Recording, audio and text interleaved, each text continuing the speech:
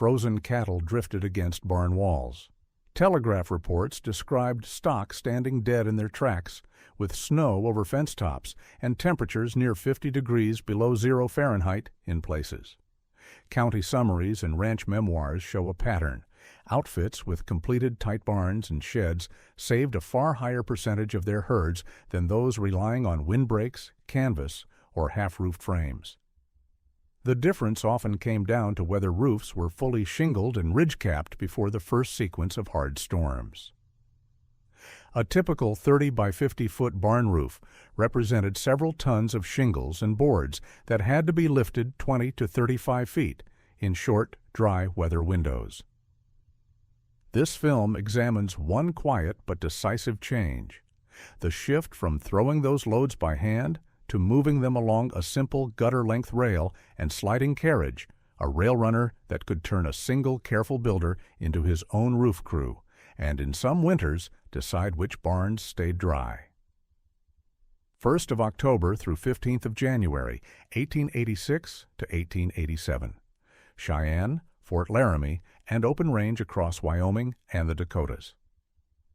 Signal service forms on a depot desk show a clean column of October highs and lows, then a sudden drop.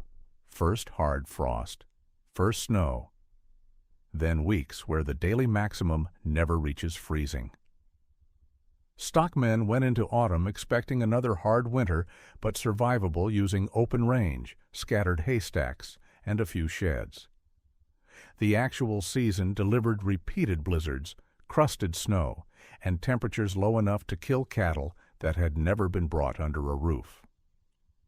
Government weather observers at Cheyenne and Fort Laramie logged snowfall and minimum temperatures with bureaucratic precision.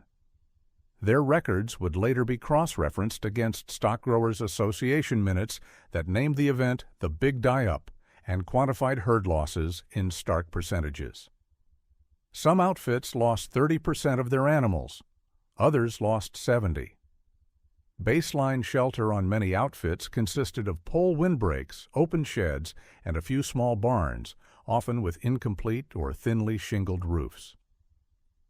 Typical barn site layout followed a practical template: house, barn, haystacks, and corrals oriented to prevailing wind. Roofs were often the last work finished before winter, squeezed into narrow weather windows after framing, siding, and doorwork consumed the safer months. Association reports and newspapers quoted figures that shocked even experienced cattlemen: drift heights, percentage losses, remarks about stock perishing within sight of buildings. The pattern was clear to anyone reading the summaries. Where roofs were tight by November, more animals saw spring. Where the ridge stayed open, even strong herds failed. Early storms in October and November compressed the building season into a race. Any delay in roofing left hay and animals under leaking or open structures when the main blizzards hit.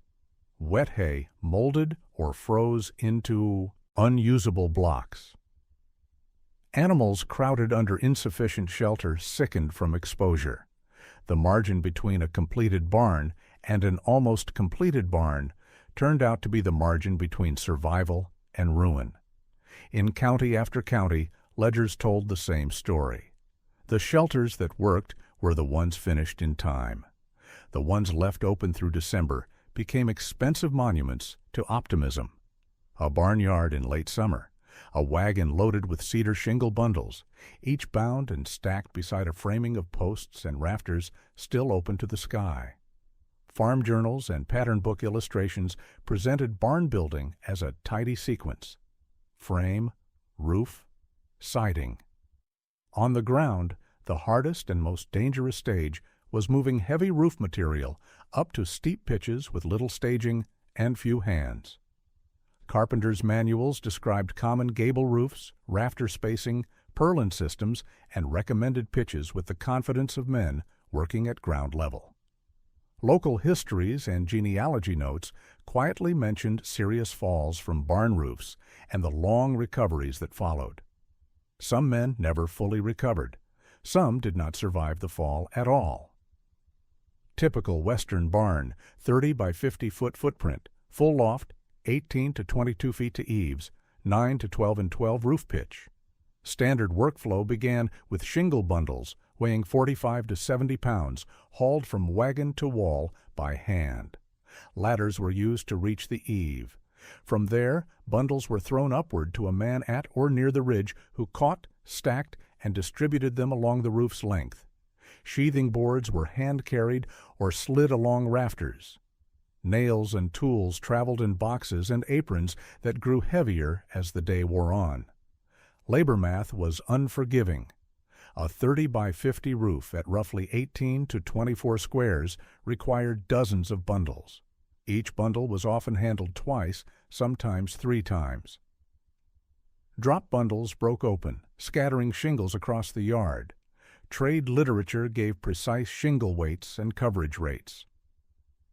Accident notices in rural papers reported men precipitated from the barn roof during shingling. The language was formal, the consequences stark. A man falling 20 feet onto packed earth or rock faced broken bones at minimum, permanent disability, or death at worst. Toss-and-catch methods multiplied lifts, invited dropped loads, and increased exposure time on ladders and slick sheathing. Fatigue and rushing under threatening weather further raised the chances of mishaps, just when crews could least spare time or men. By the early 1880s, builders could specify rafter spans to the inch. Yet most still left the heaviest material on the ground and hoped their backs and ladders could close the last 20 feet. A catalog plate of a steel hay carrier shows a trolley suspended from an overhead track, rope dangling into the mow, captioned with its maximum load in pounds. 400, sometimes 600. Hay carriers, tramways, and ropeways were already moving hundreds of pounds safely and repeatedly along fixed paths. Roof work on many barns still relied on freehand lifting and throwing.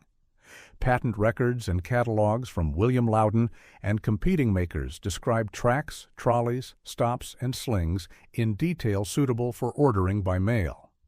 Mining engineering notes discussed aerial tramways carrying ore buckets from adits to mills with minimal crews. The technology was proven. The principle was established. Overhead, hay carrier anatomy consisted of galvanized or wrought iron track bolted to the ridge, a wheeled trolley, trip mechanism, drop rope, and barn framing designed to take the loads. The carriers promised to do the work of 3 men with 2 and a horse.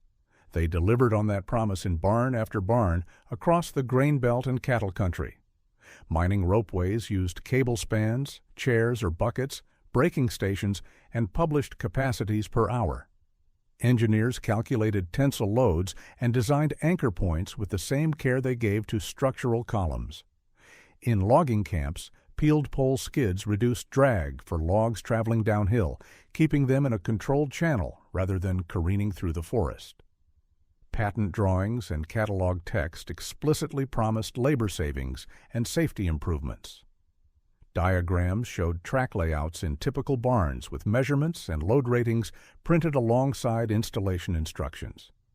The engineering was sound, the economics were compelling.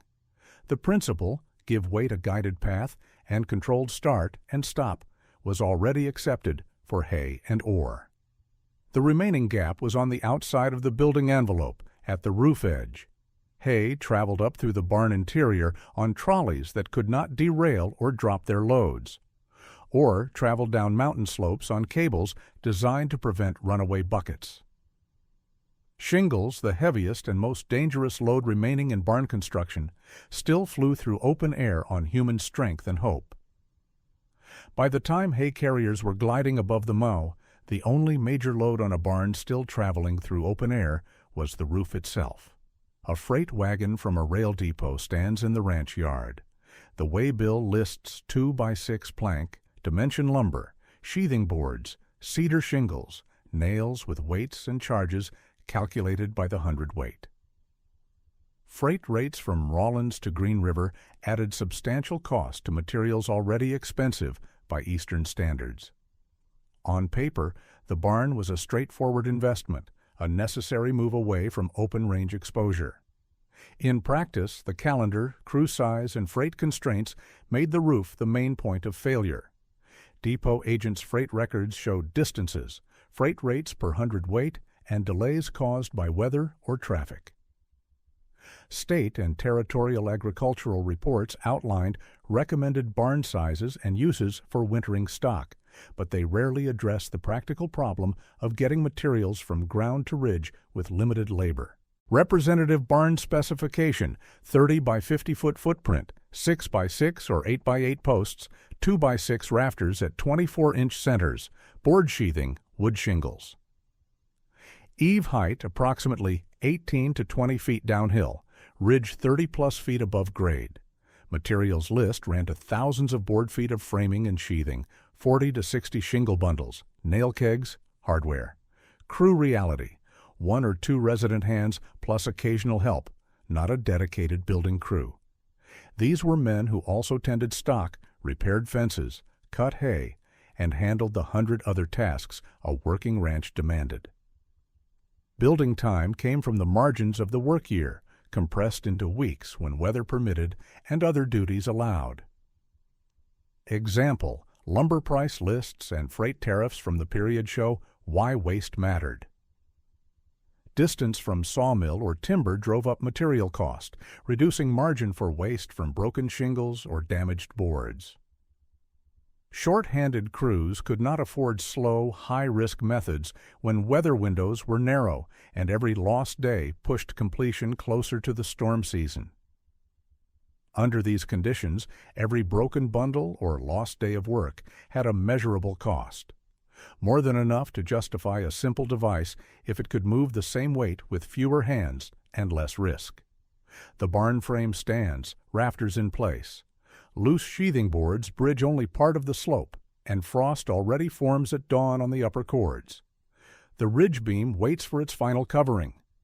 Time is running short. Habit says, lean ladders, toss bundles. Be careful.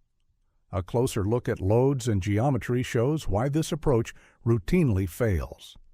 Carpentry manuals gave recommendations on safe ladder angles, toe boards, and staging. Rural accident reports described roof falls, sometimes with notes on conditions. Frost on the boards, bundle slipped, ladder kicked out. The patterns repeated across counties and years. Numerical constraints defined the problem with unforgiving precision. Roof pitch approximately 10 and 12. Ladder angle approximately 75 degrees. Eave height approximately 20 feet. One bundle at 50 to 60 pounds, held or caught at arm's length. Multiplied torque on a worker's back and on ladder feet. A man leaning back to catch a thrown bundle shifted his center of gravity outside the ladder's base, inviting kick out. A man climbing with a bundle on his shoulder fought the pitch with every step. Structural constraints compounded the human ones. Eave board and rafter tails had to resist not only vertical roof loads, but also prying and shock loads from misused ropes or braces. A single eave board was never designed to take the lateral force of a bundle being jerked upward on a rope. When such forces were applied repeatedly, the board could split, the nails could pull, or the entire eave section could be damaged before the roof was even shingled. Period advisories recommended toe boards and limiting loads per man on roofs. Early, insurance bulletins flagged roof work as a high-risk category, charging higher premiums for operations that included barn construction. This framework showed what any solution had to do. Keep loads close to the structure, not flying in free space. Tie forces into studs and rafters, not into a single board edge. Limit individual pulls to 30 to 40 pounds in a controlled direction. Once the forces were written out, the problem stopped being about bravery and became about finding a straight, secure path for a half bundle at a time. Two 2x6 planks are propped together on the ground like a narrow wooden trough. Beside them lie short cleats, forged hooks, and a coil of half-inch rope. Without context, it looks like scrap being prepared for temporary staging. In function, it is a deliberate application of rail and sled practice adapted to a roof edge. Comparison to hay carrier track sections revealed similar spacing of hangers and similar need to keep wheels or runners captured. Mining tramway and log skid practices used V-shaped ways to guide loads downhill, preventing sideways drift and maintaining control.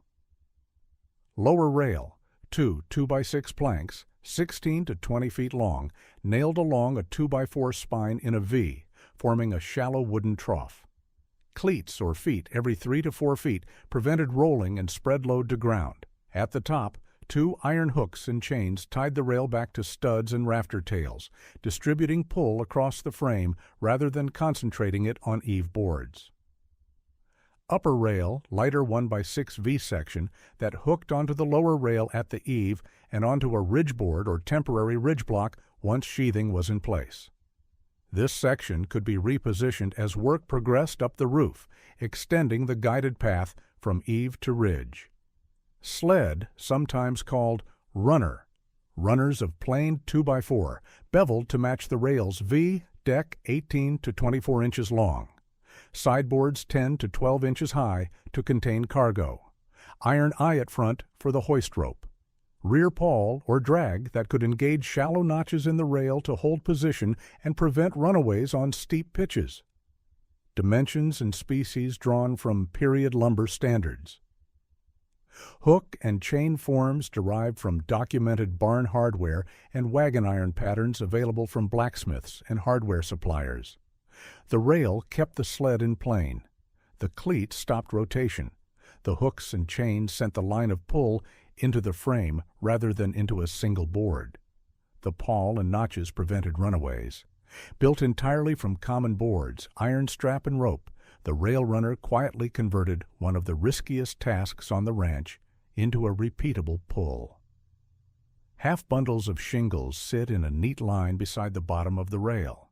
The sled rests in its trough, rope coiled by the eave. Morning light shows frost melting on the wagon bed but still clinging to shaded boards on the roof. Standard practice, 3 men alternating between lifting, throwing, catching, and nailing.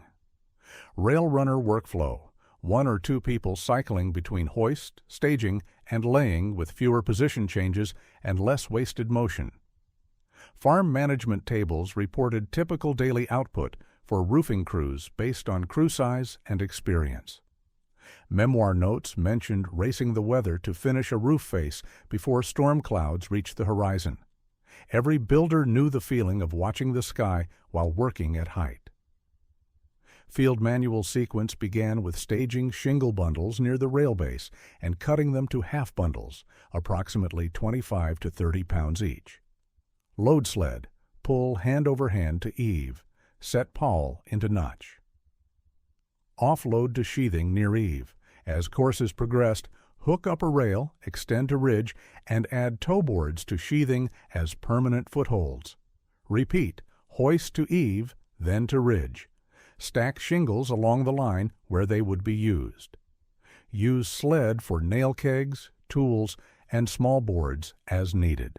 One person could maintain a steady flow of materials to any point on the roof without repositioning ladders or calling for help. Daylight and weather data from the period allowed estimates of usable hours. Output estimates were grounded in known human pulling capacities and roofing rates documented in builders' guides and farm journals. The rail runner removed the second lift per bundle, reduced time spent repositioning ladders, and kept workers' center of mass closer to fixed supports. Even when total work hours remained the same, more of those hours became productive nailing, and less became dangerous catching or climbing with unbalanced loads. On a 30 by 50 roof, this shift could turn the difference between a ridge capped in 3 clear days and a ridge still open when the first wet snow stuck. A church steeple under repair in a territorial town shows a narrow rail fastened along the roof, with boards being slid up rather than carried. The image is faded, the details hard to resolve, but the principle is clear. Many of these rigs were treated as one-off improvisations, not as a general method. Yet the same ideas recurred across regions and trades: track, sled, rope, controlled travel. Barn surveys described interior hay tracks and occasional notes on temporary exterior ways or stages used during construction. Construction and engineering accounts mentioned ropeways and chutes for brick, stone, and lumber on steep sites, particularly in mining towns where terrain made every lift a challenge. Ethnographic accounts noted indigenous and immigrant use of sleds, toboggans, travois, and log tracks to cut drag on heavy loads across difficult ground. Examples multiplied when examined closely: light rail sections strapped to steeple or depot roofs for shuttling slates or shingles, inclined plank slides used in towns for raising bricks to second or third stories, snow-seasoned sled tracks where logs, water barrels, or sacks of grain ran in grooves to reduce wandering and tip-overs.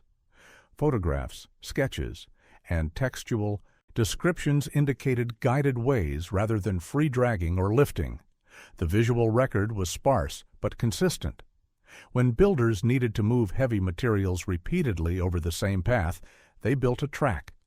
The rail runner was one localized expression of a widespread frontier habit. When terrain and height compounded weight, builders reached for a guided path solution. The specific form varied by trade and region, but the underlying logic remained constant. Give the load a channel. Keep it from wandering. Control its speed. Distribute the forces. By the end of the century, catalogs would standardize these systems in iron, with brand names and patent numbers. On many Western roofs, they had already existed in wood, used for a season and then cut up for something else. A county newspaper's fall column warned of an early freeze. A few weeks later, the same paper recorded the severest storm in memory, with snow blocking roads to the railhead and temperatures plunging to levels that killed exposed cattle in hours. Ranchers who finished their barns and roof work by mid-November banked on secure loft hay and dry standing stock. Those still shingling in December saw their schedules erased by storms that arrived weeks earlier than expected and stayed longer than any winter in recent memory. Weather logs and blizzard accounts included start dates, durations, and maximum drift reports. Stockman's later statements noted which investments, hay, fences, sheds, barns, proved decisive. The pattern was consistent and brutal. Build 2 comparative timelines, both based on documented storm sequences. Standard crew using toss and catch, slowed by breaks, minor injuries, and rework when shingles broke or fell. Progress measured in bundles per day, with days lost to storms and dangerous conditions. 1 or 2 person crew with a rail runner, able to handle small weather windows and continue material flow in marginal conditions when traditional methods would halt work entirely. Insert realistic figures drawn from the period. Bundles per day with 3-man crews versus single operators with mechanical advantage. Days lost to storms. Dates by which each hypothetical barn had its ridge capped and ready to face the winter. Specific January 1887 blizzard descriptions told of drifts over fences, temperatures below 40 degrees below zero, and cattle found frozen in groups where they had huddled against inadequate windbreaks. Stock loss figures ranged from 30% on well-prepared ranches to 70% or more on operations caught unprepared. References tying losses to incomplete buildings appeared in association reports and newspaper accounts throughout the spring. The consensus was clear. Shelter worked, but only if it was finished in time. For a given start date, the rail runner increased the probability that the roof would be tight before the first major blizzard front, with direct consequences in preserved hay and stock survival. At the scale of a single ranch, the difference might be 1 barn. At the scale of a winter like 1886 to 87, it measured in thousands of head. A short 2-line item in a weekly paper reported a farmer severely injured by a fall from a barn roof while repairing shingles. No name, no details of treatment or outcome, just a notation that another man had fallen and the community had lost productive labor at a critical time. Oral tradition celebrated speed and daring in barn raising and roofing. Written records showed repeated costly injuries tied directly to roof work practices. Genealogical and local history sources noted falls during barn building. Some listed long-term disability or death as the outcome. Early farm insurance and safety literature treated roof work as a major hazard, comparable to logging or mining in its injury rates. Aggregate examples of roof falls where cause was noted: slip on frost, broken ladder, missed catch, bundle striking climber, eave board failure. The patterns repeated with grim regularity. Estimate average days lost per major injury. A broken leg meant 6 to 12 weeks of limited mobility. A back injury could mean permanent reduction in capacity. Related expenses included doctor visits, travel to medical care, and replacement labor if available. Knock-on effects included delayed construction, unfinished roofs heading into winter, and reduced capacity for other essential work. Cost of a rail runner, lumber tally, hardware, rope, labor to build, 1 to 2 days. Total investment, measured against the materials already purchased for the barn, was minimal. Measured against the cost of a single serious fall, it was negligible. Insurance and safety bulletins recommended guard boards, better ladders, and staging. Occasional mentions appeared of rope-assisted material handling, though these were described as innovations rather than standard practice. Even if a rail runner did nothing to speed work, reducing the incidence of one serious fall per community translated to significant economic and survival gains. A barn finished on schedule because no one was injured. Hay preserved because the roof was completed before storms. Stock saved because shelter was available when temperatures dropped. The calculation was simple when viewed across multiple sites and seasons. The device cost less than 1 bundle of shingles and 2 days of labor. The injuries it prevented could cost months of lost work and permanent disability. Measured against a shattered leg and an unfinished barn, a day spent building a rail and sled was not an indulgence. It was preventive maintenance on the entire outfit. A later barn interior shows a continuous hay track, sling, and carrier. Tags on hardware list manufacturer and patent dates. The system is polished, standardized, designed for catalog sale, and widespread installation. The mythic West remained a place of lone riders and improvised shelters in popular memory. In reality, the period after the Big Die-Up drove a shift toward permanent, system-based infrastructure: barns, sheds, fences, and mechanical handling gear. Agricultural historians describe the decline of open range and rise of fenced, infrastructure-heavy ranching. Barn historians traced adoption curves for hay carriers, powered pumps, and specialized doors and chutes. The trend was clear and accelerating. Map the continuum. Early, hand-tossed shingles, hand-pitched hay, no guided paths. Transitional, rail runners and wooden sleds on roofs, simple skids and ways for logs and barrels. Mature, standardized iron hay carriers, grain elevators, powered shingle hoists and ladder lifts. Farm equipment catalogs from the 1890s through 1910 advertised devices that saved backs and time by guiding loads along fixed tracks. The language emphasized efficiency and safety. The illustrations showed before and after comparisons that made the advantages obvious.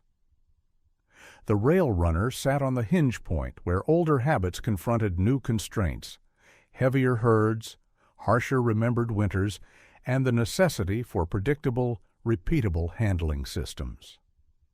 It was not the first mechanical handling device and not the last, but it represented a critical transition in thinking. Builders began to see weight not as something to be overcome through strength, but as something to be managed through design. Gravity became an ally rather than an enemy. Fixed paths replaced improvisation. The rail runner embodied this shift in practical, accessible form. Patent records from the period showed increasing interest in mechanical handling for construction and agriculture. Some patents explicitly referenced roof work. Others described systems that could be adapted. The engineering community was catching up to what individual builders had already learned through necessity. The cultural shift was slower, but equally significant. The idea that real work required physical hardship gave way to recognition that efficiency preserved strength for tasks that genuinely demanded it. Mechanical advantage stopped being seen as weakness and became accepted as intelligence. By the time factory-made hoists reached the high plains in numbers, the core insight behind them had already been tested in wood, rope, and the narrow space along a barn's eave. Inside an abandoned barn, a rusting hay carrier hangs from the ridge. Wooden track supports show marks where track was bolted decades ago. The exterior siding shows no clear trace of how shingles once went up. Any wooden rails that might have existed are long since salvaged, burned, or weathered away. Manufactured iron systems left visible, datable artifacts. Wooden rail runners and temporary ways were reused or destroyed. This absence of evidence was itself evidence of their character, temporary solutions built from available materials used for a specific job, then dismantled and repurposed. Preservation surveys documented hardware and framing details in surviving barns. They noted hay carriers, grain chutes, and water systems. They rarely found exterior shingle handling rigs because such devices were not meant to be permanent. Early 20th century roofing manuals and advertisements described shingle hoists and ladder lifts as innovations. The devices used metal ladder hoists with rungs as carriers, powered winches, and staging systems that could be adjusted for different roof pitches. Clear continuity existed in geometry, inclined rails, captured sleds or cradles, single-path travel from ground to eave or ridge. Trade ads promised to replace the dangerous practice of hand-carrying shingles with track-based lifts. The language implied novelty, but the underlying principle was decades old. What changed was material and manufacturing capacity, not concept. 21st century construction would see powered lifts, conveyor systems, and even robotic material handling. Each generation's tools grew more sophisticated, but all traced back to the same insight. Heavy work needs a guided path. The logic of the rail runner survived even as its material form disappeared. Later devices formalized what frontier builders had prototyped in 2x6 and iron strap. The physics remained constant. The execution evolved. Barn preservation efforts occasionally uncovered evidence of temporary exterior structures.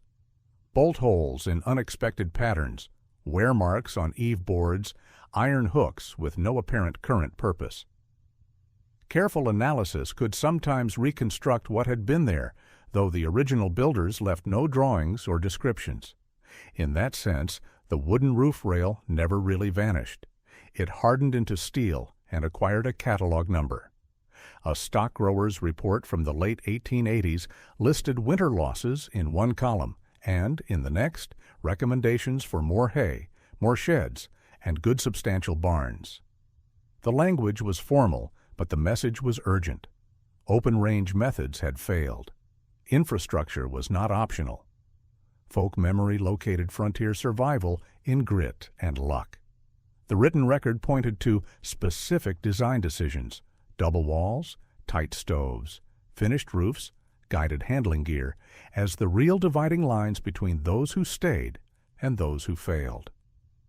Comparative view of outfits that invested early in substantial barns versus those that did not could be tracked through tax rolls and herd counts where records survived. The pattern was consistent. Better infrastructure correlated with better survival rates, season after season. Restate the rail runner's role with precision: a gutter-length rail, a sliding sled, and a rope, allowing one worker to move shingles and tools safely uphill. Fewer broken bundles, fewer falls. More ridges capped before killing storms. The device itself was simple, almost crude. Its impact in the right circumstances could be decisive. Technology evolved. Catalogs offered manufactured solutions. But the insight remained. When weather terrain and limited labor converged. The difference between success and failure often came down to whether someone had built a system instead of relying on strength alone. Close on a specific artifact or catalog plate, a hay carrier or track bracket, whose dimensions echoed the forces and path once handled in wood. The progression from improvised rails to manufactured systems represented not just technological advancement, but cultural shift. The West was learning to build for permanence rather than temporary survival. Recognize that such devices seldom received names or records. They operated in the background, but shaped outcomes in harsh winters. No monuments marked their invention. No patents documented their first use. They appeared when needed, served their purpose, and disappeared into the ordinary flow of frontier building practice. On paper, the rail runner was only a gutter-length track and a wooden sled. In practice, it was a quiet admission that on the frontier, the winners were not the men who lifted the most weight once, but the ones who gave that weight a path, up a wall, into a loft, and through the winter.